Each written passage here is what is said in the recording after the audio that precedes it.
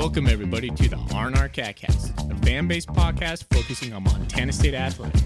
We're two dudes named Ryan from the state of Washington talking about our dear Montana State. We hope you enjoy.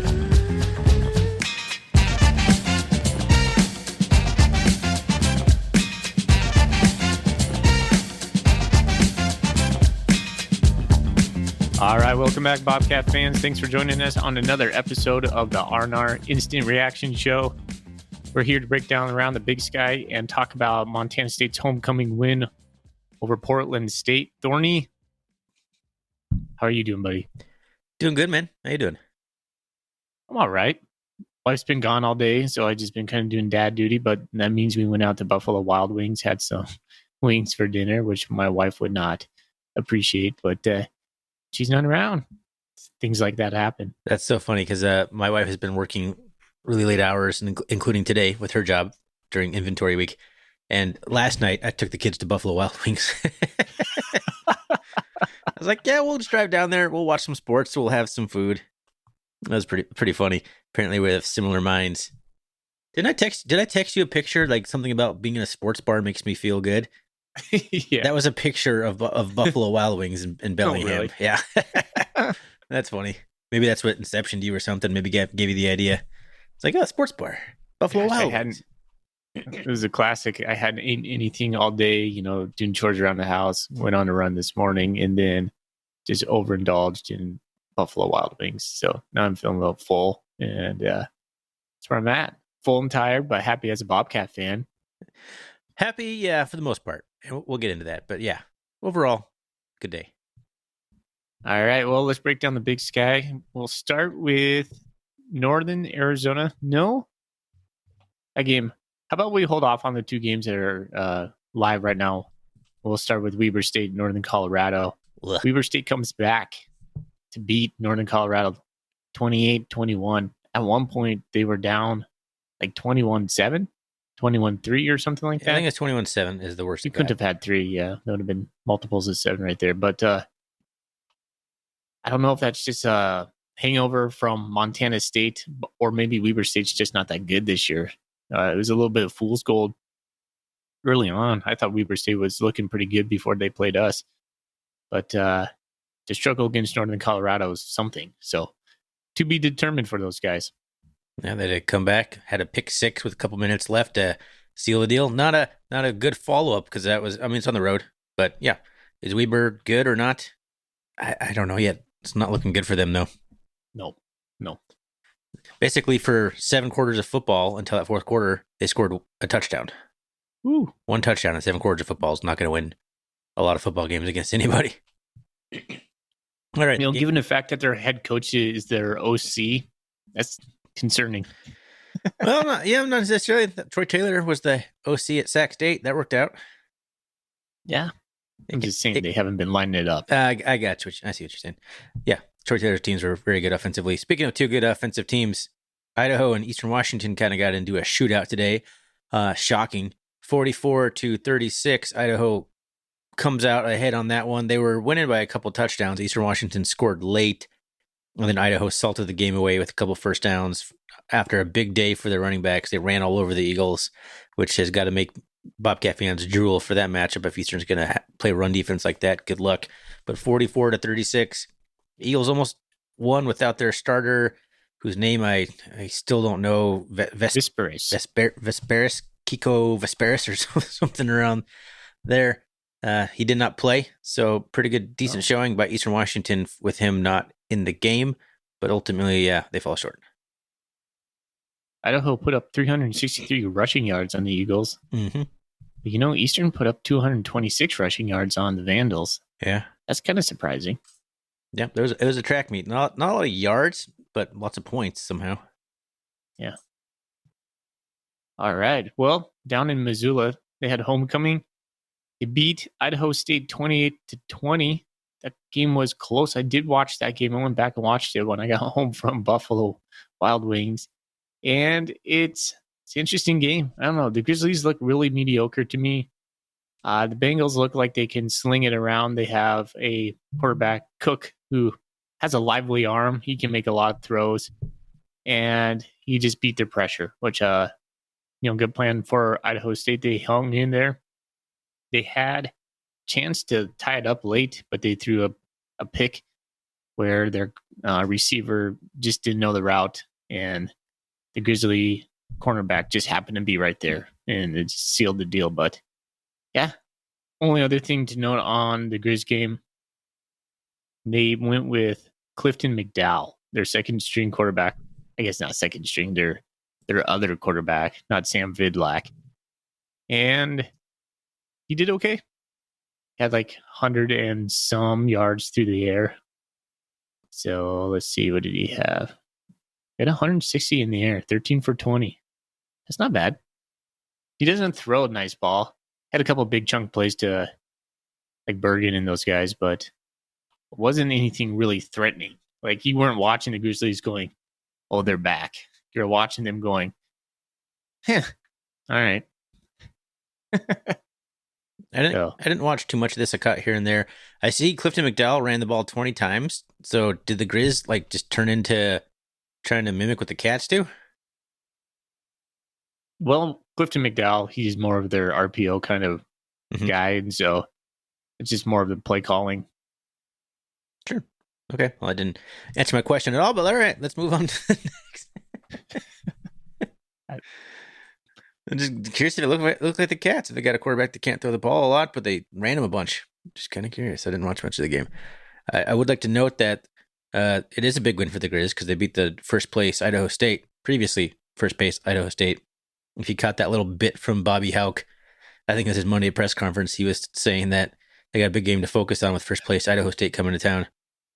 And apparently he said it with a straight face. They were technically tied for first place with a bunch of other teams that 1-0. So, but still pretty funny.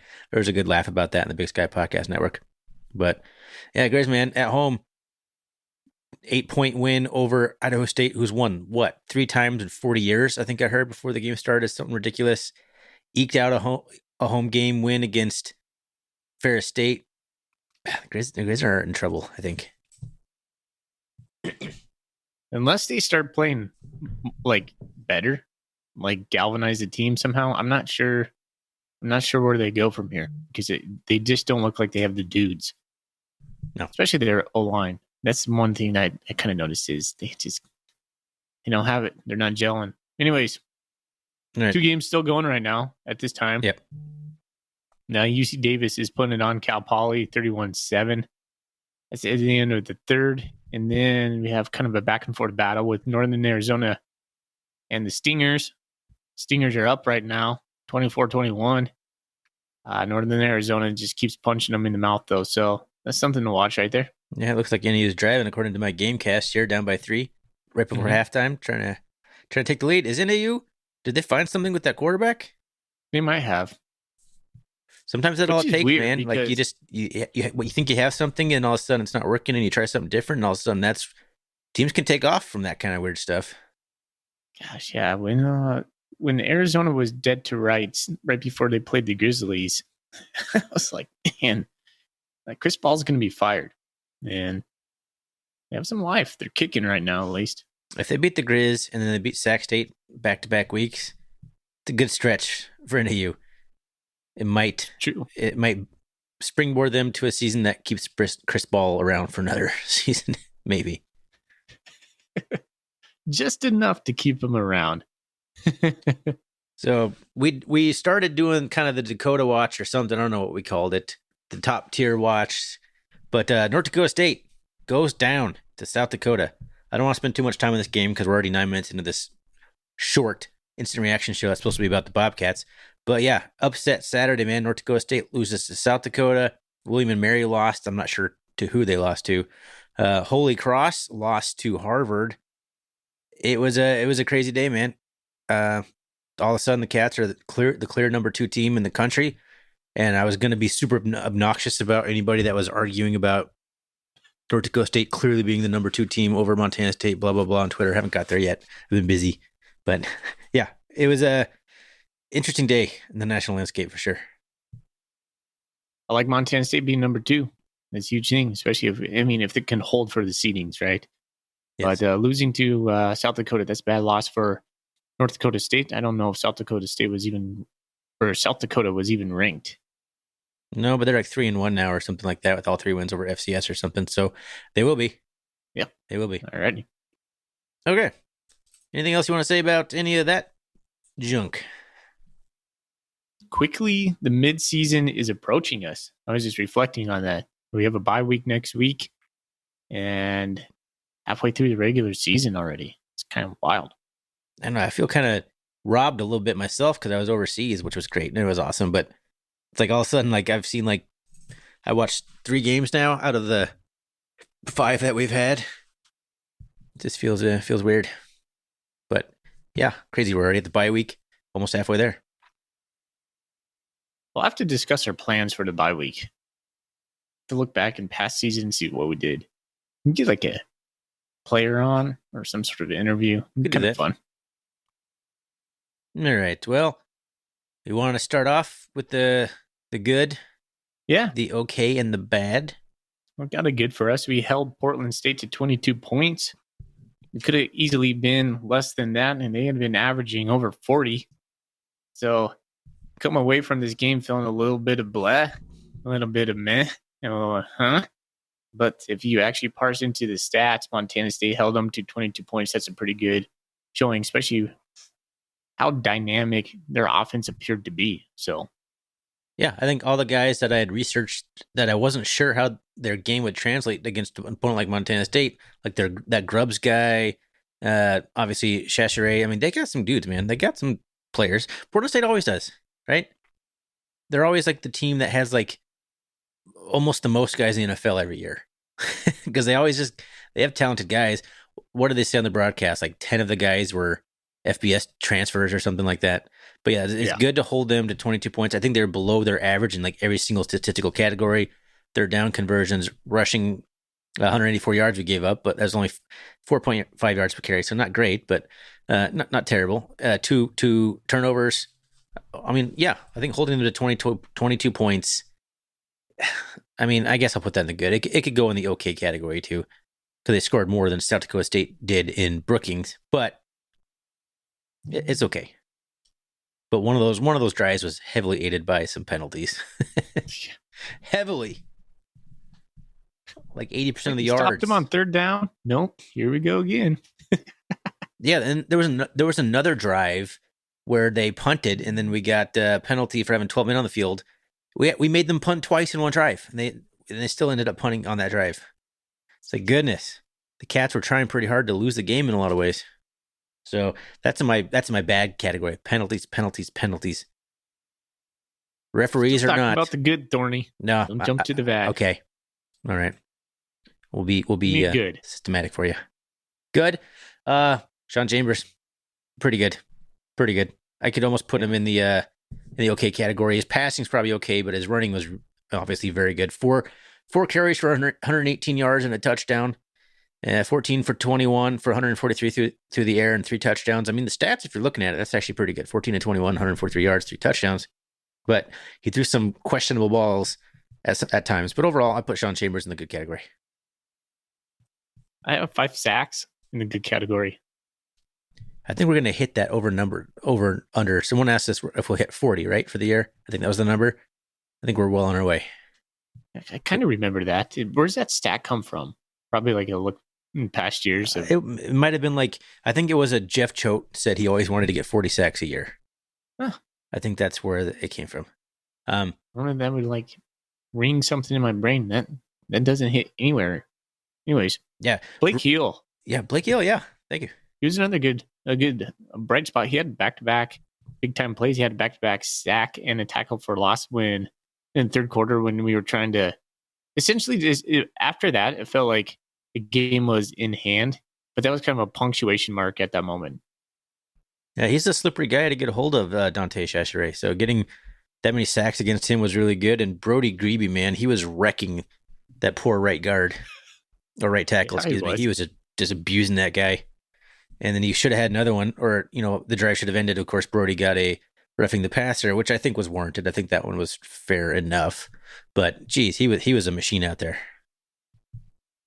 Any others in the good? That's all I had. Trayton Pickering, tight ends, using the tight ends. Foley, how are you not going to talk about that? Something you've been harping on all year. We threw it to tight ends for 8 times for 81 yards and 2 touchdowns. That's a good point. I haven't dove into the stats yet.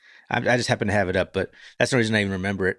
But yeah, I loved how we utilized Derek Snell with some shovel passes. I love seeing some shovel passes back. We tried it like 3 or 4 times. That little touchdown at the very end to Snell. Yeah, I loved it. I love getting the tight ends involved, man. Derek Snell is a capable catcher and a pass route runner and a runner of the football after he has the ball in his hands too. He's good at all that stuff. So it's good to see us utilizing him more in that way. Another thing in the good is we seem to have quite a bit of chunk plays. We'll try to figure out how many on Monday when we record. But if you kind of spring load that into the okay, we didn't put a lot of like grinding out type of like lean on you drives. No. And that's reflected in the time of possession. Also the number of plays. They had 34 minutes and we had 25 minutes time of possession. I can't remember how many plays. I think they ran like almost 20 more plays than us, though. I was looking at that earlier. So that'd be okay. Big plays are fun, but I kind of like when we can grind it out when we need to. Let's see. Portland State would have ran 67 plays, and we ran 51. So yeah, pretty big disparity there. Funny. Yeah, pretty big disparity. 2 turnovers helped. Good. Yeah, good turnovers. Just getting pressure on the quarterback, getting some interceptions. Were they both? Yeah, they're both interceptions. So that was good. Good to see that. All right. Okay. I put Chambers in the okay. Specifically his passing. Missing wide open Jared White down the middle. Oh, yeah, I forgot about that. Dang it. That was painful, man. He was. You don't get any more wide open as you possibly can get, and Chambers just let it off hot. And some of his passes over the middle dangerous were exactly that. We're just hot. And actually saved us a couple times because I think they were too hot to handle for some of the defenders, or else we would have had an interception or 2. He just was off a little bit today. Maybe a little juiced early on. Not sure. He seemed more of in a flow last game, which makes me think that we need some like easy completions for him early on just to get him going. So I was going to put this probably in the, I wasn't sure where I was going to put it. I could put it here because this builds on this. I didn't love switching off the offense we ran against Weber State. Now I know it's going to be dependent on your opponent, but all of a sudden he was back in shotgun and doing like zone read stuff instead of the play action rollouts from under center, which I loved against Weber State. Like we just completely went away from that. And I think we kind of struggled to get back into a flow with it. And maybe Chambers is at his best when he's rolling out and he's just sitting there waiting for guys to get open rather than sitting in the pocket with that collapsing around him and trying to force something in. So maybe Housewright and staff didn't do Chambers favors against Portland State. Maybe that's not his best use of him. Yeah. I didn't love going away short from passes either. No, it was either like over the middle for like 10 yards or bombs. Yeah. Okay. Oh, I forgot to put a couple quick hitters in the good. Had some arrows drawn that I forgot. See, I read mine out and I missed it, so I put some arrows. Anyways, sticks. That's what I'm calling Brendan Hall. It's not stilts, sticks. Sticks hit 3 for 3 on the extra points. His extra points looked a lot better. He wasn't slicing the ball. He wasn't slicing the ball. Pushing it. Blocking it. Ty McCulloch. First time we got to see him. Dude looks insanely fast. He had like 14 yards of punt returns, but those 14 yards of punt return caught my eye. It's like, whoa, he took a vicious hit too on the sideline. And talk about targeting, right? And that could have been targeting. Well, it was way more targeting than Nolan Askelson's was. It was silly. Oh, gosh. Like, Nolan, I don't even think Nolan grazed him. He like weird. Face mask like grazed him. That wouldn't have. Yeah, that was if we're in the bad category. The ugly category is officiating in some aspects. But yeah, Ty McCulloch took that like end around or something like that, and he got tripped up. But you could see the speed he's a fluid looking runner. If he wouldn't have gotten barely tripped off, he would have had a huge gain on that play. I think he'll be a weapon. Good to have him back. Good to have him. He touched the not ball. back. Good to have him. Yeah. They call it to see. a He's electric. They call it a reception. Looks like so. It must have been a little pop pass thing. So, okay. So, anything else in the okay category here? Tackling bad or good or okay? What do you think? Tackling, which category to put that in? Early on, it was bad. Later on, I thought we did better, so I'll give it okay. Yeah. Wasn't elite like we saw last week. No. It's a work upon. Ryan Foley's work upon. It's a work upon. Yeah, it wasn't terrible, but it wasn't great. So it was kind of average. So that puts it right in the okay category. Let's see, what else do we got? I'm trying to think. I didn't write anything down for this, so this is kind of just flying off the cuff. That's what the instant reactions are supposed to be. We're going to miss things that we'll come back to on Monday. So I think I'm probably good in the okay category. Yeah. One of our listeners texted me. He's like, I'm interested to see what you guys are going to say because this game feels so blah to me. It's like, yeah, well, we'll find something to talk about, but we have so many of those good games, win. Man. It's like one of those wins where you're happy you got it, but you wish you were a little bit more dominant because you felt really dominant last week. And you're like, Portland State, we should be able to roll these guys. Well, Portland State was a little more pesky than we all wanted Portland State to be. Yeah, we should realize by now, Bruce Barnum teams don't quit. They played hard. They play hard for Bruce, and he had those guys ready to go. And we eventually wore them down and got some stuff going. The offensive line did eventually wear them down. But yeah, it was a game where maybe you felt like it should have come out hotter and put them away earlier, but we did put them away. That's the important part, especially on an upset Saturday. We could be sitting there like North Dakota State with the loss, the big L on the record.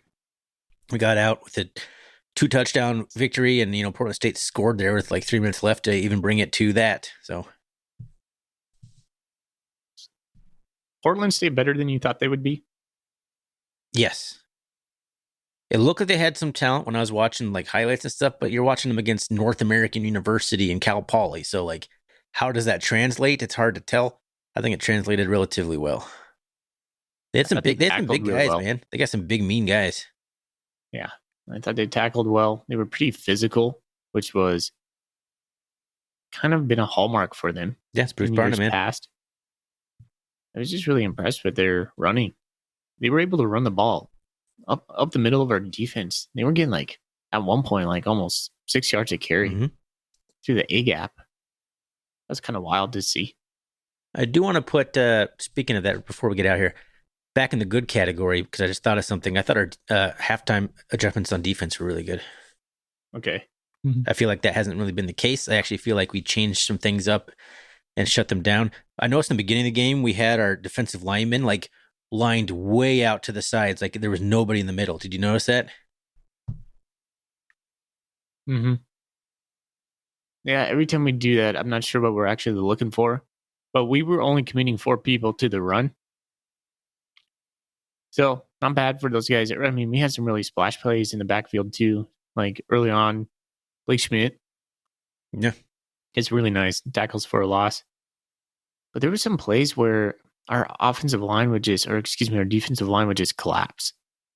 And we would not set the edge. We would get sucked in. Like I remember one time Ryan Lenort came in and Dante Chachere just galloped for like 20 yards, it felt like.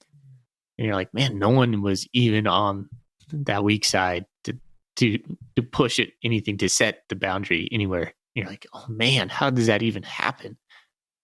Like that cannot happen. Yeah, there was one of Chachere's, I think his first touchdown run. He bust out to the right side, and I think McCade O'Reilly crashed into the line and didn't have containment, and he should have just forced him inside and not let him get around him, and then he just galloped into the end zone, like you said. But Chachere is a good player, man. Like, I want to give credit to Chachere. He's one of the more impressive dual threat quarterbacks I've seen in Bobcat Stadium in some time. Kind of like agree with that. Like a poor man's Cam Newton, he reminds me of a little bit. Yeah, we haven't really faced that many great quarterbacks in Bobcat Stadium. To note, off the top of my head lately. No, last one that's come to my mind was beat Kevin Thompson, the homecoming game that we went to. That's the last game the Bobcats lost at home, I think. So good for us. That's probably true. Yeah. That's funny. So, all right. Anything else you want to say about Portland State? We'll have a lot more to say about it on Monday. I do have more to say probably when I look back on it, but right now I think I'm feeling pretty good about it. We're getting 25 minutes into this bad boy already. Yeah, I'm looking at the bad. We haven't really voiced the bad, but that drive in the second quarter where we had them stop 3 times, and then each time we were personal fouls, giving them 15 yards and then aiding them down the field, and they score. It's just really frustrating. That was one of the most frustrating drives I've ever seen in my life. So obnoxious. First half of football. Well, it's pretty frustrating this game. I don't think not as frustrating as the second half of football against South Dakota State, but it was up there. It was just like, man, we should be. It's clear that Montana State was better, but we were just letting these guys kind of hang on and get some momentum. I never thought this game was going to be in doubt. But I didn't come away going, oh, man, we kicked the crap out of those guys. That felt good. It was just like, hey, we got the win going into the bye. Yeah, I texted you in the third quarter, and I said, I need to get up 3 scores against these guys to finally like exhale. But even then, I'm not like, we're not coasting at that point. We were up by 10 at that point. Then we got the other touch, and I'm like, okay, now I'm feeling a little bit better about this football game. That took to well into the third quarter before that happened. Yeah. So kudos to Portland State, and maybe we had a bit of a hangover. I mean, I'm sure we're pretty beat up from Weber State. I don't know, but the bye is coming at a good time.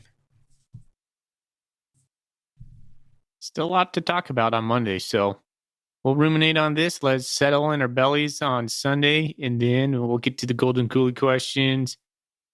And then we go into 14 days without Bobcat football. So that kind of sucks. It does suck. I should have gone on vacation. Kind of a challenging week. That's when I should have gone on vacation. Yeah, we still haven't talked why you chose to miss South Dakota State in Gold Rush. I'm like, I can tell you if you want. Okay. If you want me to air it out right now. But I don't want you to get in trouble, Thorny. That's okay. All right. Well, yeah. Anything else you want to say? No. 4-1. Top of the Big Sky. Number two team in the nation. It's a good time to be Bobcat. Absolutely. All right. Let's get out. Go Cats. Go Cats.